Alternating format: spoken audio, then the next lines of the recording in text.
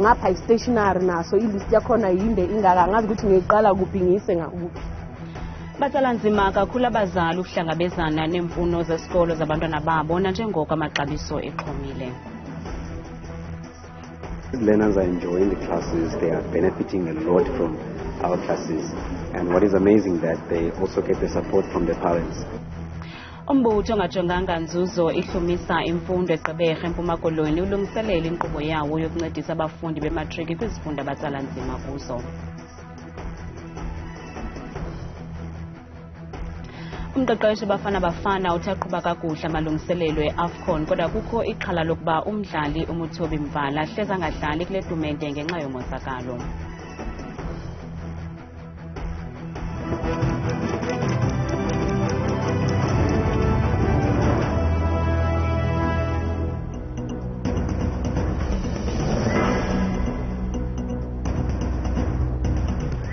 Namkele kwiindaba zethu ngokuhlwanje andaba indoda andaba nokuphumza sikhumba noyitoliki yolwimi lwezandla Bhutani Mzontsundu. Alifikanga ligalelekile ixesha lokuvulwa kwezikolo eMzantsi Afrika. Abazali abangathathi ntweni bakhalisa imantshiyane nanjengoko exhuma minyaka le amaxabiso emfuno zesikolo. Kwelinye icala iinkampani ezithengisa imfuno zesikolo kusuka kwiuniform ukuya ezincwadini nazo zizithethelela ngelithi inkqubo yokuvelisa incwadi Zityabula kanobom epokothweni. Ingcali zilumkise ngelithi kulindeleke ukuba antinge nangakumbi amaxabiso ezinto ezifunekayo kwezemfundo ngo-2030 nanjengokuba lisanda inani labantwana abafundayo. Umina Linda wase-Alexander eRhawutini uhlala nabantu abali-18 ngabantwana uninzi lwabo. Bonke baneemfuno zesikolo ekunzima ukuzithenga kwimali yesibonelelo sikarhulumente kuphela. Sine group ye-ward ye-116 then siposted ukuthi abantwana abanganezicathulo zesikolo please une-donation and then kune-donor ibadonethele ngezicathulo zesikolo beze today. So at least abayi-3 bathole izicathulo zesikolo. Uthi uhleli naba bantwana emva kokusweleka komama babo. Ngi-last born lithi so sibe siyi-6 and then bonke bashona nobashona and then bashiya abantwana and then mabashiya labo bantwana and then ngakhosa ukuthi ngibuye ekhaya ngizosala nabo. Umbali Thabethe yena ona-42 iminyaka ubudala unomntwana ozawuqala ugrade 1 kubhulwa kuseliwa ngokwasepokothweni ukuze akwazi ukufezekisa imfuno zomntwana wakhe nanjengoko engasebenzi. Uyoqala yese na ugrade 1 kodwa anginakho ukuthi uzogqoka ini i-uniform ngapha i-stationary naso ilist yakhona yinde ingaka angazi ukuthi ngiyiqala kuphi ngiyise ngakuphi. Nanjengokuba abazali kwilizwe jikelele besiwa bevuka bekhangela amaxabiso afikelelekayo okuthenga iincwadi, iinkampani ezithengisa iincwadi kwelinye icala zithi ezinye zezinto ezinegalelo ekuntingeni kwamaxabiso ngaphandle kocimicimi wombane kukunyuka kwamaxabiso ezinto ezisetyenziswa imihla nezolo, iindleko zokwenza iincwadi kuquka nentlawulo yabasebenzi nendawo yokusebenzela, ukuntinga kwexabiso lokuhambisa iincwadi nokuxhuma kwezinga lokufuneka kwencwadi ezikolweni. Kanti nezikolo ezifuna uhlobo oluthile lweemfuno zesikolo ezenziwa ziinkampani ezikhethekileyo kwenza ukuba abathengisi bawanyuse amaxabiso, utsho uKaren Pretorius ongumlawuli oyintloko kwinkampani ethengisa izinto zesikolo. In South Africa specifically, this time of the year, the market demand plays a significant role during the back-to-school season, allowing manufacturers and retailers to set higher prices for popular items. The established brand influence can also result in premium pricing, reflecting high production and marketing costs. Umnumzana Phathuxolo Nzimande usebenzise eli thuba waqalisa ishishini lokuba ngumathengethengisa ngexabiso elifikelelekayo ebazalini. The stationery list that we've received are lists that are prescribed from schools, and the prices are very exorbitant, are very much high. Sometimes they're 2 times higher than the price that you'd find for whatever item that you're looking for. So having to provide the services also helped a lot of parents save. Inkampani epapashayo kweli iSouth African Stationery ithi ukususela nyakenye kuya kuthi xhaxhe ngo-2029 zizawunyuka imfuno zesikolo nanjengoko kuqikelelwa ukuba bazawubalelwa kwi-13.4 million abantwana baza kuba sezikolweni ngo-2030. Ngoko ke iingcali zihlaba ikhwelo ukuba kwenziwe ungenelelo kwangoku khona ukuze ifikeleleke imfundo xa lifika elo xesha lobunzima. Bangaphaya kwe-20,000 abafundi abasexhaleni lokungakwazi ukubhalisela izifundo zabo zonyaka nje ngenxa yokusilela kwe-NSFAS ekuhlawuleni amatyala onyaka ophelileyo kumaziko emfundo ephakamileyo kweli. Kusenjalo iqela le-DA livule ityala ngakumphathiswa wemfundo ephakamileyo uGqirha Blade Nzimande ngezityholo zobuqhophololo. uGqirha Nzimande utyholwa ngokufumana izigidi zeerandi kubanikezeli ngeenkonzo bequmrhu i-NSFAS kodwa uyazikhanyela izityholo abekwazona. Linani elivisayo labafundi abasalindele ukuba i-NSFAS ihlawule amatyala abo onyaka ophelileyo kumaziko emfundo abafunda kuwo. Kungoku nje kunzima ukubhalisela ukufunda kulo nyaka. This issue of NSFAS is affecting a lot of our students actually, because the major issue started when there was an implementation of these issues of co-invest. It defunded a lot of students. As you can see right now, students are queuing to get clearance to register. Well, it's a difficult process because NSFAS didn't pay the university, and if NSFAS didn't pay the university now, students cannot be cleared. Students are expected to pay their registration fee, which is 4.5. We come from different backgrounds. Like I'm personally affected by the matter as well. This really impacts two processes here now in the university: the academic registration and the residence registration. Students can't be allocated residences because these residences are not paid for. Academics are not paid for. They still have outstanding fees. Kambe ayakhula namakhwelo amemelela ukuba umphathiswa wemfundo ephakamileyo uGqirha Blade Nzimande osule esikhundleni sakhe ngezityholo zobuqhophololo kuphathelene neli qumrhu. Charges are currently being laid as we speak by the DA's Chief Whip in Parliament, Siviwe Gahube, and our Shadow Deputy Minister of Higher Education, Karabo Khachau, at the Cape Town Central Police Station. That case is currently being opened there. If he is failing the students, he has to be removed. Remove this fellow. If Cyril Ramaphosa wants to still wants him to work with him, he can send him to another department. Ngelixa uGqirha Nzimande ezikhanyele walala ngomqolo izityholo atyatyekwa kwazona, watsho isithi akothuswa inyoka efileyo yaye akukho apho aza kuya khona. Umbutho ongajonganga nzuzo ihlumisa imfundo eGqeberha eMpuma Koloni ulungiselela inkqubo yawo yokuncedisa abafundi bematriki kwizifundo abatsala nzima kuzo. Injongo zelinyathelo kukuncedisa ukuphucula iziphumo zematriki kweli phondo ukuze abafundi bakwazi ukuba selungelweni lokufumana inkxaso-mali xa besiya kufunda kumaziko emfundo ephakamileyo. Kanti abalawuli beli phulo bathi umkhulu kakhulu umdla oboniswe ngabafundi kulo nyaka. Umbutho uhlumisa imfundo ubhiyozele iminyaka emihlanu yokuxhasa abafundi ngezifundo abatsala nzima kuzo. Umlawuli walo mbutho uAndile Mbuqu uthi esinye sezizathu sokuqala Iphulo yaba kungaqhubi kakuhle kwabafundi kwizifundo zezibalo nezenzululwazi. Ndiyenza ke isizathu sokuba iprogram ezikumila kunje zithabatha abantwana abayenza imathematics ne-science on. Ndazibuza umbuzo uba le yethu iyakohluka ngantoni na kwezinye iprogram. Ndathi masiyifake i-economics, masizifake i-business studies, i-history, ngamanye amaxesha ajongela ngantweni, i-tourism, sazifaka zonke ii-subjects kwi-program le yethu. Umlawuli wemisebenzi kulo mbutho uAnele Bane wongeze ngelithi indlela abafundi abayamkele ngayo ile nkxaso iyancomeka kakhulu, nto leyo ibakhuthazayo bengumbutho. These learners are enjoying the classes. They are benefiting a lot from our classes. And what is amazing that they also get the support from the parents. We even have a WhatsApp group for communication with the parents where we reflect every day there about our classes, about our sessions. Abafundi bematric kulo unyaka umiyo bathi eli phulo lisenotshintsho kwizifundo zabo. Marks really improved from term 1 to up until the term 4 last year. You can see an improvement. I heard about the foundation earlier this year. And then after hearing about it, I decided to join the summer classes. After I joined them, all I can say is I improved maths. I'm got 10%. Life science and maths has been my challenge for almost my whole life. Throughout my high school years, it has been a challenge. But ever since I joined these classes, I can see a change. Umzali ubalekile mahode nogade isikolo uthethe wenje njengeli phulo. Ndithi phezulu ngabo loo nto leyo ingaske bangayiyeki because nam umntana ngoku njalo ndamregister from the scratch iqala ihlumisa. Iindaba zethu kuchannel 163 ndinguSiphosethu Boy ndiseGqeberha. Iziko eliphehla umbane kweli lithi lijongene nobunzima kwiinkqubo zalo zokuphehla umbane ngokugqibeleleyo kweli. Oku kubhengezwe ngumphathiswa wombane kweli uGqirha Rhosienzo Ramokgopa ngethi benikezela ingxelo ngesimo sezamandla kweli namhlanje. Ramokgopa uthi eli ziko liphehla umbane lisebenzise eli xesha leholide zehlobo ukukhawulelana nezicwangciso ebezisele zenziwe nanjengoko iimfuno zombane zisezantsi ngeli xesha.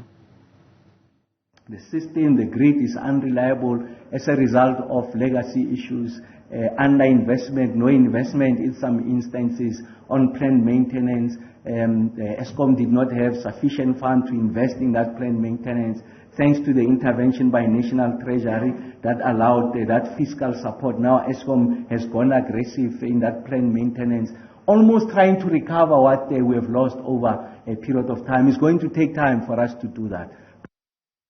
Kanti abantu baphefumle kwiqonga lethu lezonxibelelwano ngamaxabiso axhomileyo emfuno zesikolo.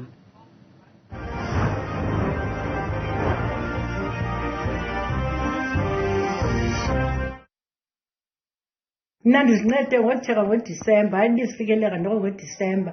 So abazukulwane bam ndabachuthachuthele ngoDisemba. Ndayibala le nto ngokuba ndizithenge iimpahla zesikolo ngelaa xesha ndandithenga ezi zeKrismesi. Lo nyaka ubukeka uzofaka ingcindezi enkulu njengoba ezikoleni ngethola i-stationery nokuthi nje abantu kumele bafunde ukuthi ke bangathengi ngoJanuwari into zesikole. Andazi uba kuthiwa masiphile ngantoni ngoba asinamisebenzi. Apho nto njengenyuku yakhe eSouth Africa sisengxakini. Inzima kakhulu le stationery ayixoxeki ngempela. Uyazi ukuthi uzomangala uthola ukuthi ke ezinye izikole zivele khethe idolobha thizeni la tholakala khona uniform yazo ebizani. Hayi kunzima kakhulu kwelizwe kuyabonakala uba futhi abantu abamahlwempu imfundo abazuyifumana ngoba kaloku khona abazali abangathathi kwantweni ukuze bafundise abantwana. Axhomile nyhani wona amaxabiso kwezi venkile kodwa yiloo nto kubalulekile into yobana uzithenge ngoNovemba okanye ngoDisemba. Zidura incwadi yehake ndizibonele ngalawa amamehlo. Inoba kutheni ke ngoku ezi nkampani zithengisa incwadi ziza kohlwaya thina abazali? Mina ngibona ukuthi ukukhalaza akuzungisiza masikhuphuka kulezi zinto. Sifaza zikhuphuka vele izinto yonke into iyakhuphuka. Ngeke ngaqonda okubalulekileyo ukuthi ngiziphumelele into zesikolo ngiyithenge. Bazali, uyabona le migalelo niyenzayo yokutya ningakhe nigalelelane ngestationery nento zesikolo zabantwana nje athi efika uJanuwari ningaliva eli lamvila. Bukela ungaphefumla kwimixholo yethu sebenzisela nombolo kaWhatsApp nengu-071 670 2548. Zivakalise udano nomsindo iintsapho zamaxhoba okudutyulwa eJuklin eSoshanguve kumntla wePitoli indlela echophele ngayo Ityala inkundla kamantyi yaseSoshanguve okuze emva kokukhutshwa komnye wabamangalelwa etshaya inkundla namhlanje kuba isithi yamapolisa silela ukwenza umsebenzi wawo ukuba umtyholwa avele enkundleni ingagqithanga imizuzu engama-48 ebanjiwe. Inkundla kamantyi yaseSoshanguve ichaze ukusilela kwamapolisa ukwenza umsebenzi wawo njengesizathu sokumkhulula etshaya uSizwe Msibi. Igqwetha labamangalelwa lothulela umnqwazi inkundla ngokulandela umthetho.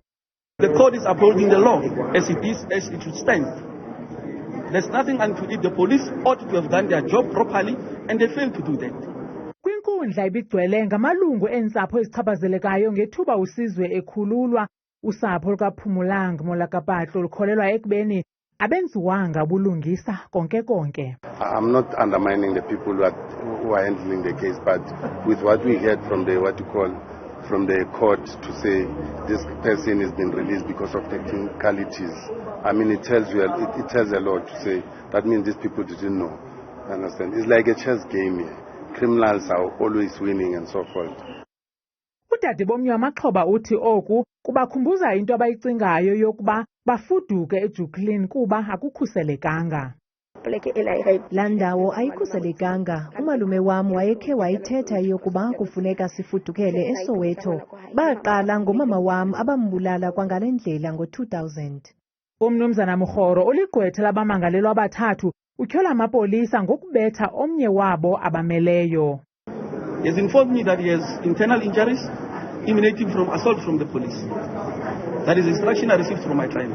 Usapho lunyanzelisa ukuba kubanjwe abanye abarhanelwa.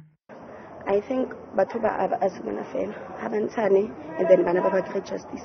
Ayiko kuphela kwaba bantu ababandakanyekayo kweli tyala. Sifuna ubulungisa ngeentsapho zethu khona ukuze nazo ziphumle ngoxolo. Oku kuchaphazele ilizwe ngokubanzi. Ndibona ngathi ayivakalanga imithandazo yethu. Babulawa ngokungenalusini. Intliziyo yam iba buhlungu qho xa ndinomfanekiso ngqondweni wobuso bukadade wethu obuhle budlakazwe ngombayimbayi. Adrafule etlomufetsa so. Umtyholwa wesine ulele ngandletyananye esibhedlele ngelixa abane kulindeleke ukuba bavele enkundleni kwakhona ngoLwesihlanu bafake isicelo sebheyile. Bafana Bafana ithi liqule yaligangatho kulungiselela umdlalo obuhlobo kwakunye leLesotho nozadlalwa ngomso kwibala lase-Atteridgeville ePitoli. Lo ngumdlalo okulungiselela itumente ye-AFCON nezaqala ngoMgqibelo kwelase-Ivory Coast. Umqeqeshi Bafana Bafana Hugo Bruce uthi iza kuba inkwanenkwa kwibala lase-Atteridgeville nanjengoko belungiselela umdlalo obuhlobo neLesotho noxanje lomdlalo ongazokuba nabalandeli. Umqeqeshi weliqela uthi oku akuzulehlisa izinga lokubaluleka kwalo mdlalo. This is a game to prepare what will follow next week. That means that for me the result is not so important. Abadlali abafana nokapteni weliqela uRonan Williams noThemba Zwane abazukudlala kumdlalo wangomso ngenxa yomonzakalo. Kodwa umqeqeshi uqinisekisile ukuba baza kuba inxalenye yomdlalo wokuqala we-AFCON ngoLwesibini. Umothobi Mbala likaziwa ikamva lakhe nanjengoko enomonzakalo ongamthintela ukuba ahambe. Kodwa umqeqeshi uthi ogqirha basamhlola ukuqinisekisa oku. Ronan didn't train with us the last 4 days, but the medical report is positive, so we will start training. He will not play tomorrow. The second one is Themba. Themba get a kick 2 days ago, I think, on training. And the biggest problem is Matobi. So Matobi had again a groin injury. So the doctor is now with him and we will wait the medical report. Abadlali beliqela liguquka kubo ukapteni uRonan Williams bathi sele bewulungele umdlalo wangomso kwanalowo we-AFCON. uHugo Bruce yakwitumente ye-AFCON okokuqala loMzantsi Afrika kwaye amehlo aza kubethe ntsho kuye nanjengoko ayintatheli yale tumente ngo-2017 neqela laseCameroon. UMzantsi Afrika uza kumdingela eCote d'Ivoire ngentseni yangoLwesine. Sithi amagwala kulonina hambani nibuye nayo makodini. Kanti uThabile Makhaphela selengqangile neMozulu.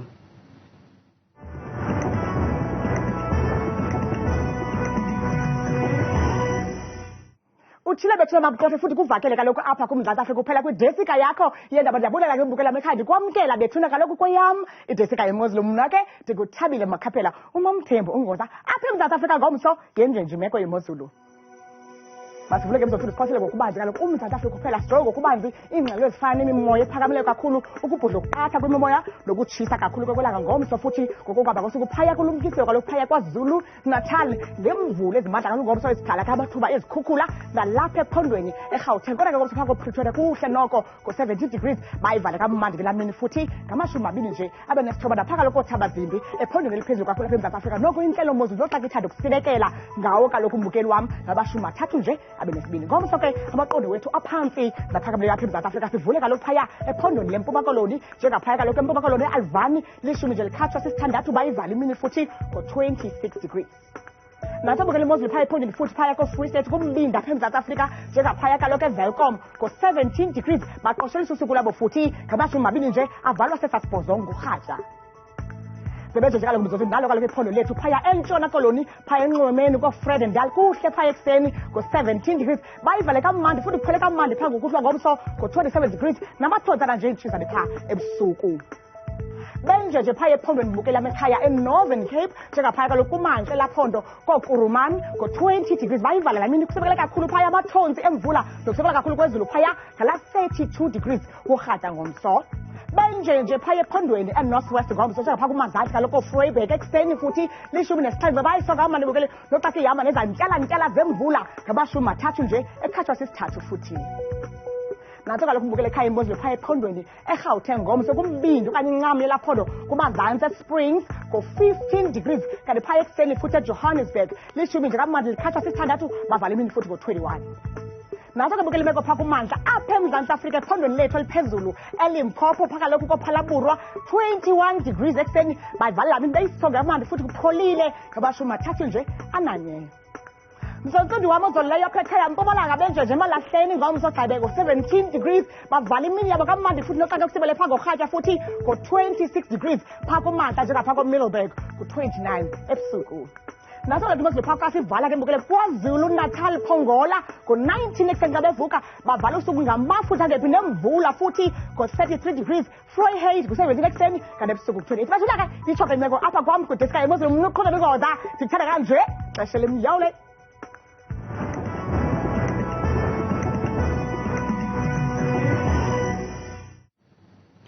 Bukele ungazifumana izindaba nezinye kwiqonga lethu le-YouTube nelithi Iindaba Zethu 163 kamnandi mawethu.